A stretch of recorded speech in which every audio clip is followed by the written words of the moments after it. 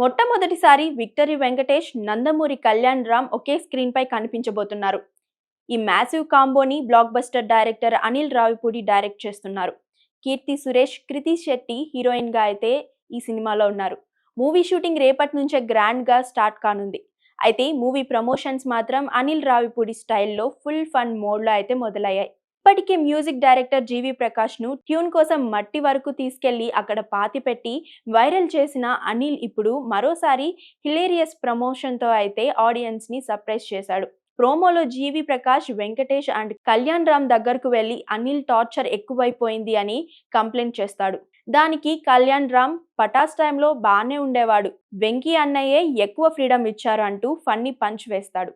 ఇంతలో కృతి అండ్ కీర్తి ఇద్దరు ఎంట్రీ అవ్వగా చేతిలో కత్తితో అయితే అనిల్ రావిపూడి గ్రాండ్ ఎంట్రీ ఇస్తాడు.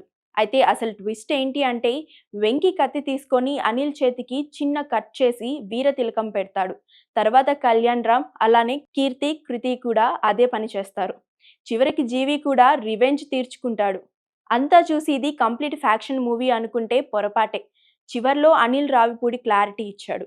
సీమ ఫ్యాక్షన్ బ్యాక్డ్రాప్ ఉన్న పూర్తిగా ఫ్యాక్షన్ రిలేటెడ్ మూవీ మాత్రమే కాదు, ఫుల్ ఫిల్డ్ ఎంటర్టైనర్ అని చెప్తాడు. మొత్తానికి వెంకీ, కళ్యాణ్ రామ్, అనిల్ రావిపూడి కాంబోలో అనౌన్స్మెంట్ ప్రోమో అయితే సోషల్ మీడియాలో వైరల్ అవుతుంది.